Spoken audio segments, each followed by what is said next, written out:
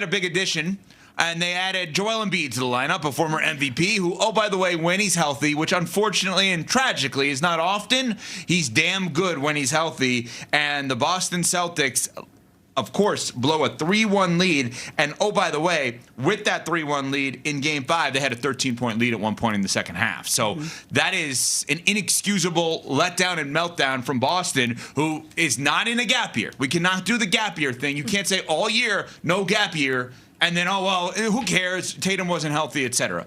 But Jaylen Brown, who I loved Jaylen Brown. I have loved Jaylen Brown. I think he's a great player. He is as smart as could be in terms of just, like, if you're going to power rank intelligence in the NBA, power rank intelligence anywhere. Jaylen Brown is at top of the food chain. He's a brilliant person. You would dream of being as smart as this guy. But maybe some people are saying he had some dumb comments last night on a live stream on Twitch because he discussed Joel Embiid and the flopping in this series. This is my personal opinion on basketball. Some of y'all might disagree. You know what I mean? But argue with your grandma. Flopping has ruined our game. Joel Embiid is a great player, one of the best bigs in basketball history. Flops. He know it. This ain't breaking news. This ain't, you know what I mean? It is what it is. I can clip it up. Like I said, y'all can post it on these paid accounts that y'all, these bot, whatever. That's just my opinion. Okay, flops. He may be right.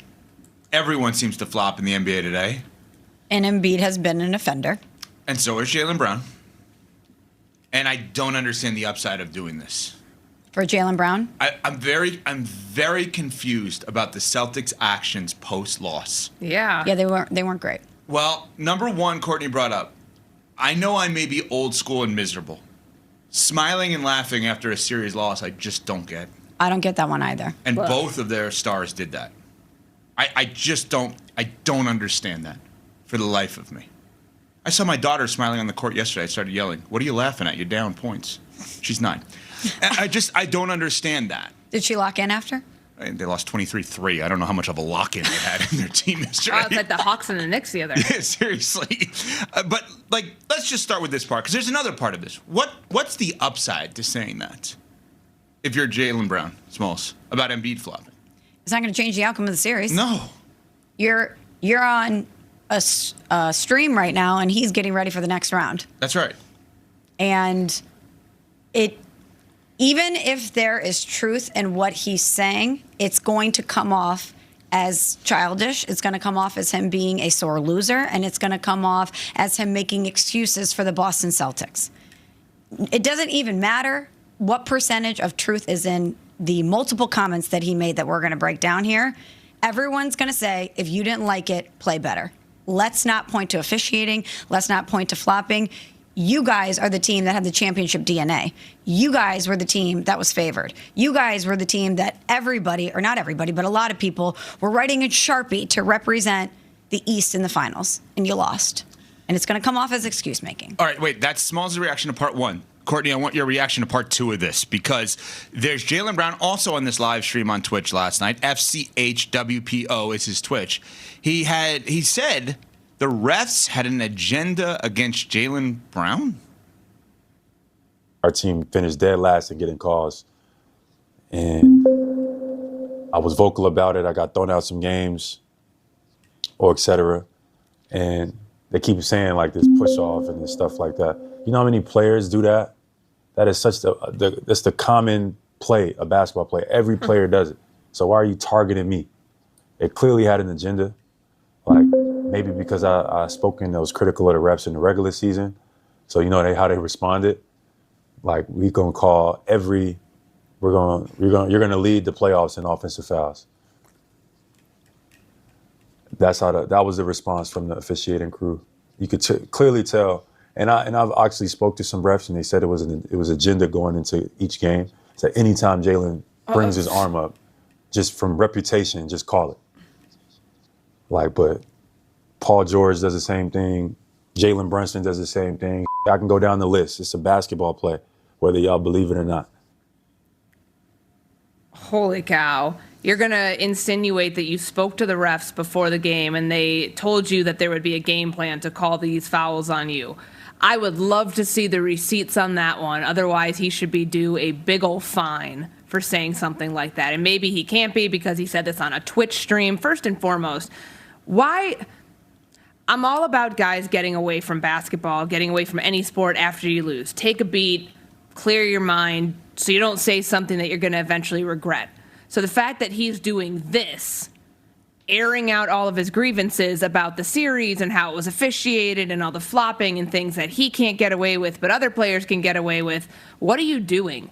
You sound like a petulant child here, and let's not like lost in all of this, and I know we don't have the sound for it, but the thing that bothered me the most about what Jaylen Brown said that is the most sorest of sore loser behavior when he was talking about how this was his favorite season to date, a season in which Jason Tatum didn't play 80% of it. This guy was an MVP candidate, and he had the world on his side. He was hearing more MVP chants in opposing arenas and home arenas than anywhere else he'd been throughout his career. He had more points per game than he had at any other point of his career. You were a minus 16 in Game 7, minus 24 in Game 6, minus 17 in Game 5. You were a big reason that your team lost. Yet you're going on a Twitch stream to blame everybody else, to blame the officiating, to blame the fact, well, they get to do it, but I don't. Like, sore loser to the nth degree. This is nonsense. This is not who I thought he was as a player, and I'm honestly more turned off by him today than I think I had been at any other point of his career. Because there have been questions about him and can he, what he does for the chemistry of this Boston Celtics team. Can he fit with Jason Tatum? Can the two of them coexist? The fact that we're talking about two superstars coexisting in the first place is a red flag because someone's got to acquiesce. This was his team this year. And this is ultimately how we're going to remember a blown 3-1 lead, not just for how the play went out on the court, but because of his words that he didn't have to say. No one was asking him. He jumped on that stream himself. To air his grievances, that's the softest thing I've seen in a long time, guys. I hate it. I'm so bummed by this. I actually made the ignorant statement that I would vote for him for MVP this year as number one, over Shea, over Jokic, over Luka. The reason I said that, at the time I said that, and Smalls remembers I said that and I got laughed at, was because I thought his play was so great that it triggered the return of Jason Tatum. You, in essence, got an all-NBA player back only because this man led you to the 2 seed. He put his play, putting the team on his back, put them in a position for Jason Tatum to feel like, if I come back, we have a chance. We got a shot. We got a shot. Yep. And I thought that was more valuable during the regular season than anything anyone else actually did, as odd as that may sound. I still think he's an awesome player. I still would want him on my team any day of the week. But this is just ridiculous. Like, the idea that everyone's out to get him and that they lost a 3-1 lead because of the referees and that Embiid flops. Yeah, everyone does it. I hate to say it this way, but it's smart. If the refs are going to call it, everybody rips on Shea. Oh, foul merchant. But if he gets called for fouls, why would you not do that? Or fouls on him. If he can go to the free throw line and make a high percentage of shots, why would you not want to go there? Why would you not want to do that? I'm bummed about this with Jaylen Brown, and you have to wonder, based on the comments, Courtney, that you just brought up about this is the most fun season of my career and the way this ended and all the salary stuff the Celtics have going on, we have talked for years about could this be the end of Tatum and Brown, and it has never, ever, ever made sense. It still doesn't make sense. But are they breadcrumbing the potential end of Tatum and Brown? Because if you look at the totality of this group, they have been awesome together. 1 title. Just like KG, Paul Pierce, Ray Allen. Awesome together. 1 title. Right? Like the greats, the great groups, the Warriors, more than 1 title. Shaq and Kobe, more than 1 title. Obviously, Michael. LeBron and Wade and Bosh, more than 1 title. I think Oklahoma City is going to have more than 1 title. This Celtics group has basically been great for a decade. Simultaneously, they've also come up short a few times, too. You can be great and also disappointing at the same time. Both things can exist. And I think the last 2 iterations of the Celtics have been both. The Tatum and Brown Celtics have been great and disappointing. And the KG, Ray Allen, Paul Pierce version of the Celtics, great and disappointing. Simultaneously. It feels incomplete. Like it should have been more. Especially Well, this year and last year. I know Tatum got injured, obviously, at the end, but the Knicks had that in hand before the injury. And that group, obviously, the previous group, cannot fix that. This group can, and I understand people want to bring up, oh, well, Tatum's hurt, and he was, but without Tatum, they were the 2 seed. Won 56 games. The idea of beating the Sixers at home without Tatum is not an insurmountable task based on the greatness of Jaylen Brown and that team all year. They've also been terrible at home. But did they? And there's a reason why.